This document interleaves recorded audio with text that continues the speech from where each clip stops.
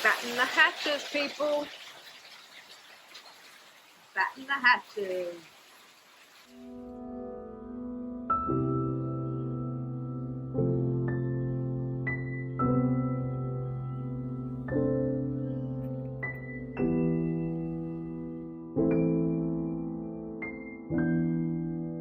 Well, hello everyone. Welcome. I'm Katie.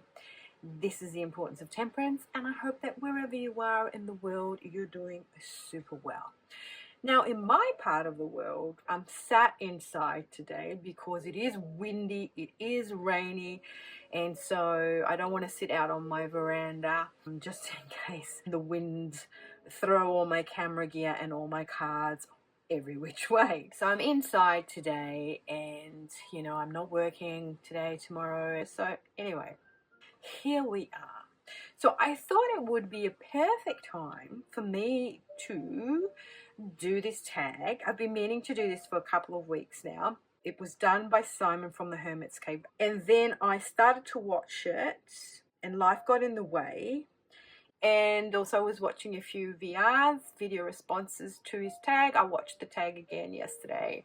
So I thought, what perfect time to actually do mine. This tag I'm talking about is a tarot journey through decks. And the intention that Simon has for this tag is to get to know us. Because obviously, he's shared with us his journey and his practices, because we watch his channel. He has a lot of content, so we kind of know a lot about him. So his intention was to get to know a little bit more about us and how we started off, what our practices are, and where we are today. So I'm someone who is fairly new to tarot, in the sense that I bought my first tarot deck in 2019. And the reason why I bought my first tarot deck is I was prompted by Spirit to go get a deck and buy some crystals. And it was the start of 2019. And I had this urge to go down the street to my metaphysical shop and buy a deck and buy some crystals. That was an overwhelming urge for me to do that. However, that wasn't my first encounter with tarot cards. My first encounter with tarot cards was in late 1970, early 1980s, when my mother bought a deck and brought it home. At the time I was living in Italy, and it was fascinating to me, very fascinating. So for some reason in my mind's eye, had this vision of this deck, which is the first one I bought, because I thought this was a deck that my mum had, but it was not. So this is the RWS, the US Games one, yes, the garishly coloured one that people don't quite like, with the plaid backs. And I walked in the shop, I saw this, I kind of thought, oh yeah, that was that deck that mum had. But then when I actually spoke to mum about it, she doesn't recollect this deck. And I guess back in the late 70s, early 80s, there was a renaissance of tarot. And I think it was more Marseille decks and possibly the Thoth decks that were all the rage at the time. But when I showed her this deck, she was, no, I can't remember that. But she does remember the Marseille decks. So like the images that you see on TV, they always show you the RWS with the devil card and the death card. So I guess that's probably where I was picking up the images from.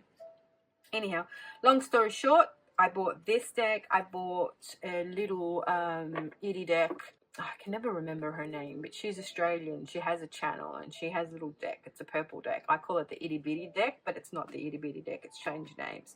So I bought this. I bought that deck, which is about this big, and I also bought a affirmation deck from Sonia Chakra.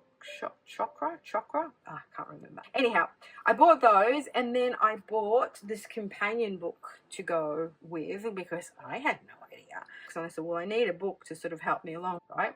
So I bought that, and it's okay. It's basic. I've got all those scribble in there. Sorry, people who don't like writing in your books. But anyway, so I bought that as well to go with. So this was kind of how it all started for me. But as I was sort of saying, like when I was growing up and mum had that deck, it was fascinating to me because she like had it in this velvet scarf or piece of I don't know, maybe material in a special box, and it was all like, woo, what's this, you know?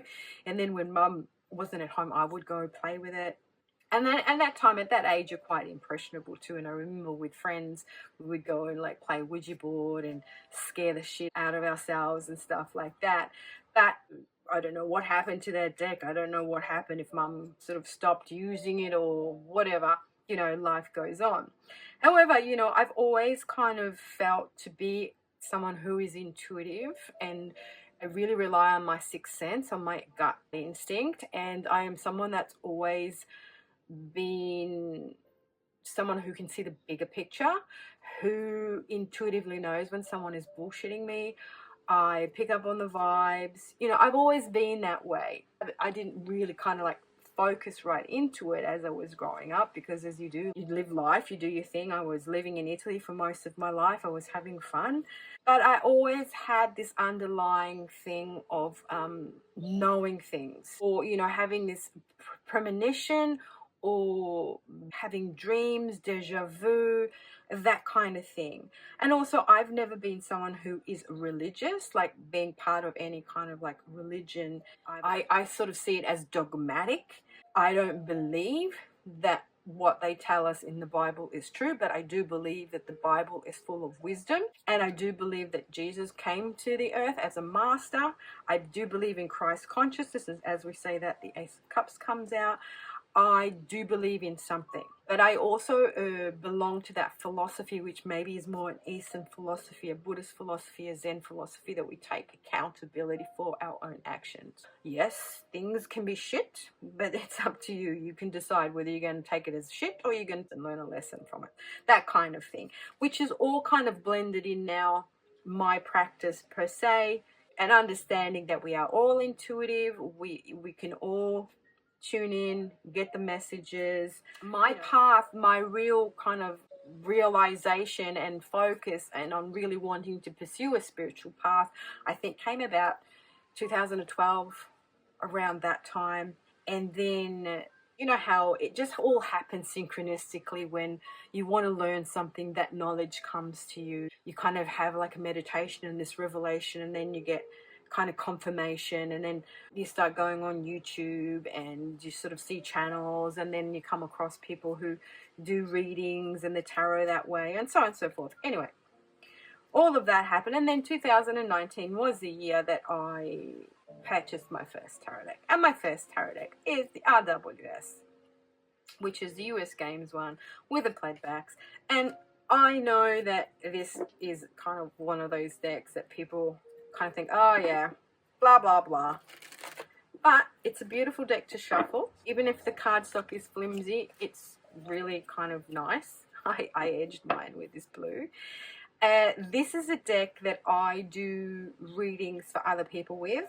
It's my go-to, but it's also that deck that I use all the time still now. If I want clarity on something, I'll just reach for this deck and say, okay, is this what's really going on? I do carry this in my little pouch here with me when I go to work, or, you know, it's in my bag, as you would say in the States, in my purse. So this is one of those decks that travels everywhere with me. So that's the beginning. But having said that, as I started with my first deck, I then went to purchase a couple of decks, which I thought was awesome. And one of them was the Wild Unknown. I bought the big deck and also the Oracle deck to go with. I was too green, and when I first got this deck, I thought it was too dark for me. I didn't get it. So I think I was a bit scared by it for some reason, but you know how you're ready for certain decks at the right time, and I just wasn't ready for this deck. So, and don't get me wrong, it's a beautiful deck. I mean, now looking at it, I laugh, because I mean, how naive was I? But at the time, it was just like, that's a bit dark. Yeah, I don't really like that sort of feels and vibes. And there are a few cards in here that are a bit like meh, that give me the ick. One of them is the Nine of Swords in this deck, and then I love this Hermit card though. Anyway, so the flatmate that I was living with at the time, he really liked the artwork, so I gifted that to him. And then I used Oh, this one here, the wormy ones. This one here, very dark. This one.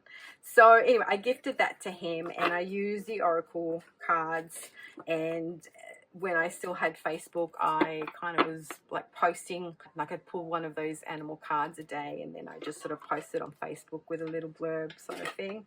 And now I've repurchased this. I think I purchased it last year or the year before in the little tin, which is super cute. But then what happened was I saw the Fountain Tarot on Instagram, I think it was. And I fell in love with the artwork at the time, 2019. I knew nothing about the community. I wasn't on YouTube a lot at that time. I'd only sort of go on YouTube to have a look at walkthroughs of cards, but I didn't realize there was like a whole tarottube situation and community. Yeah, I was on Facebook, but I've never been someone who loves to be on Facebook, on Insta. It just like does my head in. Anyhow, I saw this, I bought this. And this is going to be that deck that is my milestone. Now, I know a lot of people do not like the Fountain Tarot. They find it a bit clinical, a bit dry, a bit cold. I love it. This artwork, I love it, speaks to me. I mean, this was kind of the deck that made me understand that tarot was not just about learning the meanings and interpreting every single card as that meaning. You know how people say, oh, when you read tarot, you just look at the image and you kind of like you know, go by intuition and just sort of say what. My brain doesn't work that way. I had to read all the meanings and read all the book and go to the book and say, oh, well, this means this. So this deck made me chill. This is Kate. It's okay. You can just like whatever, you know. And because that year, 2019, I was going to the island of Elba where I grew up. I went back there after 11 years that I hadn't been to the island. And to me, this card will always and forever be that card that says, Kate, you're going to the island. You're going to your little dream island. That's where you're going. This is what this card means. And it is the Six of Swords. I don't care. This Six of Swords means me going to the island, to going to my happy place. So you know how it is. Now that I'm a little bit older and wiser and experienced in the tarot, to me, certain cards in certain decks mean certain things, and I don't care what the traditional meaning is. But anyway, this was that deck. For me, this was the milestone where I got comfortable with my own interpretation, with my own intuitive vibes, enjoying the artwork, looking at the artwork, and seeing whatever I wanted to see in it. I bought this deck because of this card. This is the card I saw on Instagram. Oh, and I thought it was stunning. I said I have to have that deck. There are a few cards in here that I do not like. Now, the Star, unfortunately, is one of my favorite cards, the Star in general, but in this deck she looks like the pole dancer. And once you've seen it, you can't unsee it, right? That's the problem. So that's unfortunate. So this was that deck, and I took this overseas with me when I was in Italy for 3 months. I used this to do readings for myself and for others, to just, you know, dive in and give myself permission to trust my intuition. And I mean, to be honest, I was quite surprised at my ability to intuit things for others, because it's one thing when you do it for yourself. And now I understand. I mean, we all have those abilities. We just have to open ourselves to it, right? And at the end of the day, the message is not coming from me. It's coming from the higher self, from that other person, through me, through the card. So it's a message being channeled through me. It's not me. But when you get it, you understand how it works. But at the time, you're kind of like, oh, wow, really? Ooh, that's... And I love this magician. This is another card that I do not like. I mean, this guy, this is the Knight of Cups in this waterfall with a cup on his head. Like, what is that? I just think, oh, what's that got to do with the price of fish? So this is one of those cards that I just can't even.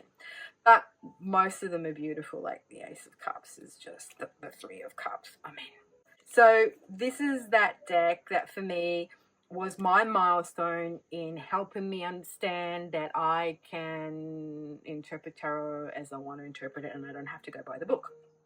Okay, the next prompt is the deepening. So a deck that has helped you grow, learn, or deepen your practice. For me, it has to be 2 decks, because obviously I wanted to then go and explore other systems. You know, I saw Tarot de Marseille, the Thoth, and the Thoth kind of scared me a bit. I mean, already tarot doesn't have a great reputation in religious circles, you know.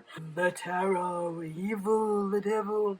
But then when you talk about Crowley and the Thoth, well, that's a whole different level, isn't it? However, me being me, and me being curious, I wanted to explore Marseille. And at the time, I was following this Italian lady called Opale di Fuoco, and she was doing a deep dive on the Marseille. And I was just interested because it's a whole different system. I mean, even though the majors are the same, the pips, which it's not just numerology with the pips, it's all the flowers and it's the colors and it's where these flowers unfurl and what growth there is and if there's no growth and where they're looking and the colors they're wearing. And I thought, oh yeah, really cool. And Opale di Fuoco, she does like installments on the cards, what each card means. She goes in depth in the colors and she bases her information on the Yarodovsky system. I was looking for a Marseille deck, which I could dig deep in. So I got this off Amazon. I fell in love with it. It's a beautiful cardstock. It's just called Tarot de Marseille.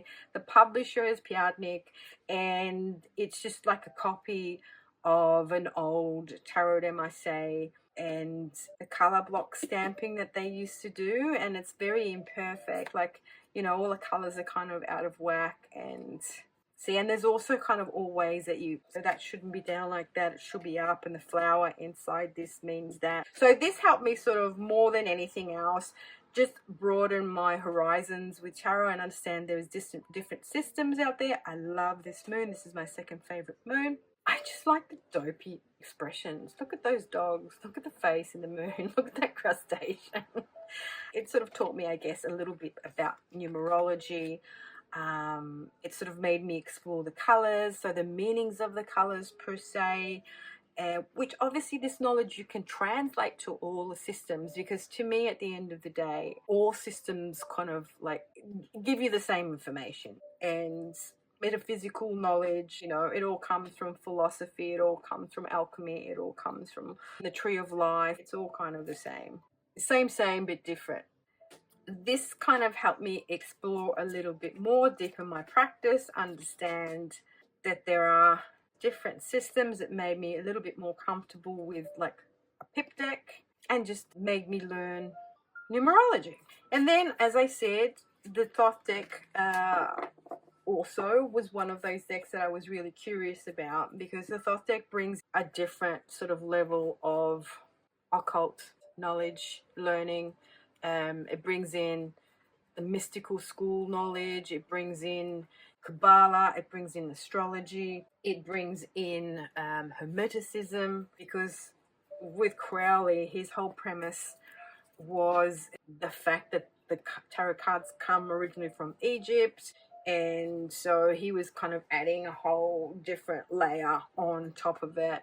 However, for some reason, the Thoth deck has a bit of a bad rep, I guess, because of Crowley, but I just love the artwork. And it's interesting because when I was in Melbourne before moving up to Queensland, I was living with this lady from Finland, and she had a deck, and she said, oh, I've got a tarot deck I've had for 20 years, and she whips out her deck, and it was a Thoth deck. I didn't know it was a Thoth deck at the time, and it was like sort of like literally just the bigger version of this. And I said, oh wow, those images, that artwork is stunning. And yes, it is obviously quite a pippish deck too, but it does have kind of illustrations and colors in there too. And then I kind of had this inkling. I'm thinking, is this a Thoth deck? And she's like, I don't know, but you know, I've had it for 20 years. And I go, wow, she's like got a 20-year-old Thoth deck. She's got an original one. She said that deck had traveled with her everywhere. Now, see this. I didn't want to get the newer decks because from US Game, because they've got this on the back, and it's not kind of one of my favorite cards, to be honest. So I wanted these backs. So these cards that I've got now are an A.G. Mueller version of the cards. These were printed back in '86, and as I've mentioned before, back in the day they used to do the best cardstock, and I got these off eBay. I can't remember what I paid for them, but I got them off an Italian lady. So the keywords are in Italian, and I know a lot of people don't like keywords on their cards, especially on the minors, but to be honest, like, I can take that into consideration. I can leave it, you know, or I can actually use these cards as oracle cards sometimes, and sometimes that's all I want. Like, that's, oh, that word there, okay, that's what I have to look at instead of like looking at the image. So to go along with this, I did get the Book of Thoth, and I do find it hard reading. Like, I get it on an intellectual level, but I really have to concentrate when I read this book, and there's a lot of information there, and he kind of writes like you know what he's talking about, and he makes reference to all his other works that, I don't know, he doesn't really have a real easy way of reading the majors. There's all these stories, and the minors he explains a little bit better. Then you've got the Hebrew letter, and he's got all information down the back. But I find this quite heavy going, quite difficult to understand, because obviously the card contains all sorts of information from the Hebrew letter to the planets on the majors. So you have the Hebrew letter, you have either astrological sign, or you have the planet that corresponds, and then all the minors do correspond to a deacon on the astrological chart. So there's a whole lot of information in this deck, but you know, to be honest, I kind of don't really read the cards that way. I don't have to read it in the Thoth way. I read it in the Kate way, if that makes sense. And so this is why I don't really subscribe to the point of view that the Marseille, you have to read as Marseille. You can read the Marseille as you want to read the Marseille. Like, I'm not saying it's not interesting to explore other systems, and this is why this helped deepen my practice as well, because it brought in hermeticism, it brought in alchemy, it brought in philosophy, it brought in astrology, you know, and all these things that come together are all part of what tarot kind of is all about, you know, an East and Western philosophy, because in the West it just all kind of went to shit when they just decided, oh, the scientific method's going to be the scientific method, and they divided the science from the religious or the spiritual world. And no, because everything is part of everything. And so this is why I thank the Thoth, because that's taught me that everything is part of everything. And the game changer for me for reading the Thoth was this book, Mirror of the Soul, a handbook from Gerd Ziegler. This is really, really easy to understand. It gives you a breakdown of the cards. It gives you the keywords. It tells you about the image, about the things that you need to know. But then on here, it does have like indications, questions, suggestions, affirmations. So this kind of gives you a little bit more to go on. So if you want to like meditate on it, or if you just want to repeat an affirmation for the day as a mantra, and ask yourself these questions, pull other cards. It's just a really handy tool to go deeper with your practice, as opposed to trying to sort of like, oh, okay, yeah, that's the keywords, let me sort of like apply that to whatever you're asking. And this is such a positive take on the cards, whereas this is a really heavy, and I find a bit Debbie Downer. Like, a lot of the cards are quite negative in the way that Thoth interprets them, and I don't want to be negative, you know what I mean? I don't think that the cards are negative, and I don't want to interpret them negatively. There are times when they are wanting to give you a warning or something, but to me, the majority of the time, they're just here to let you know, to turn things around, and you can do that. You know, you have the power absolutely to do that. So those two decks were the decks that actually helped me deepen my practice, to bring everything together, to understand a bit more about other kind of systems and ideologies. And this deck doesn't make me scared anymore. When I first got it, oh, did I cleanse it? Oh, I cleansed it so much.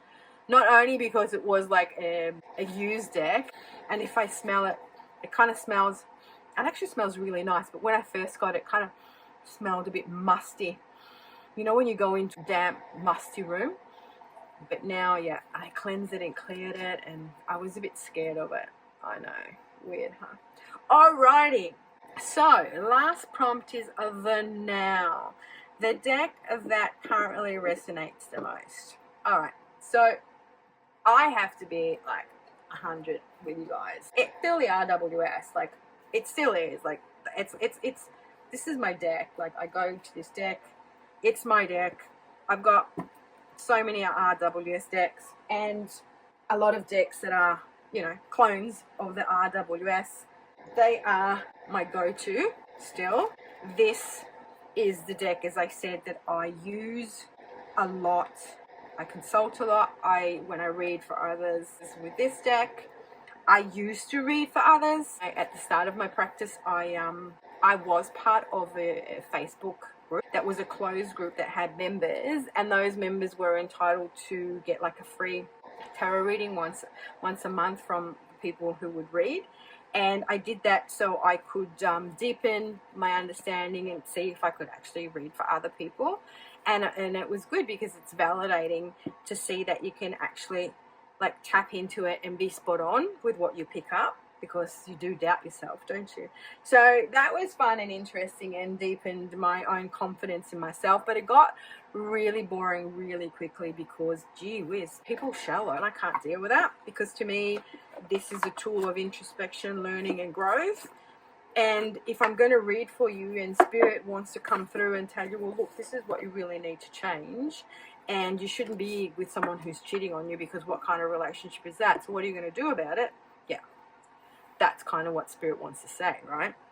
Spirit wants to give you a kick up the ass, but if you don't listen, so it got a bit draining, because I'm a lot more spiritual with my tarot practice. Like, spirit wants to come through, and when I'm pulling cards for people, spirit talks, and when there's shit going down, and spirit wants them to learn. But yeah, people don't take that on board. Anyway, so that's why I kind of stopped writing. And then it was COVID, and Facebook was a shit show, and I shut down all my social media over COVID, to be honest. And that's when I started kind of going on YouTube a little bit more and discovering people on YouTube and their channels. That's, I think, when I discovered Simon as well. Yeah, and then I discovered Fountain. So this is the deck that I'm vibing with right now. So last year I kind of got into collage decks. I saw the Ritual Tarot. I kind of fell in love with the Ritual Tarot, but the Ritual Tarot was way too expensive for me. And on one of my quests of going on eBay to see if I could purchase it on eBay, I found the Voyager Tarot, and that was kind of like my first proper analog collage deck. I mean, I guess the Crow Tarot and also MJ Callanine's decks are kind of collage deck, but I wasn't actually thinking of them as collage decks. I was kind of more thinking of something like this, you know. So when I'm thinking about a collage deck, I'm thinking of different pieces of paper and designs put in together to make an image. Whereas to me, the Crow Tarot is more like drawings rather than actual pieces of paper put together in a collage, but it is a collage artwork. And I think hers are digital. So yeah, that was that. And then I went down the rabbit hole and I saw these beautiful decks that were, you know, collage. I've actually backed a collage oracle deck on Kickstarter. Hopefully that'll come soon. I bought the Morea Tarot, which is a collage deck, which is beautiful, beautiful deck. I love it. And it's the Thoth deck, and to me it's stunningly beautiful, and it stays true to the Thoth, but it's got like this contemporary spin on it, and the colors and the artwork is fantastic. And I think it's a mixed medium one. And then while I was exploring my options, getting the Ritual Tarot, $200, I said nah. And then I wanted to get the Libra Moon decks, those medieval decks, but they were super expensive to ship to Australia. And then I bought the Ritual Fake deck from AliExpress. I know, don't hate on me, but the only reason I got it was just to see if I liked it, because I didn't want to spend 200 Australian dollars to get a deck that I thought I loved, you know, and then I didn't love it, right? So I thought I'd rather spend like what, $10 on it to see if I like it. It's just like a tiny one.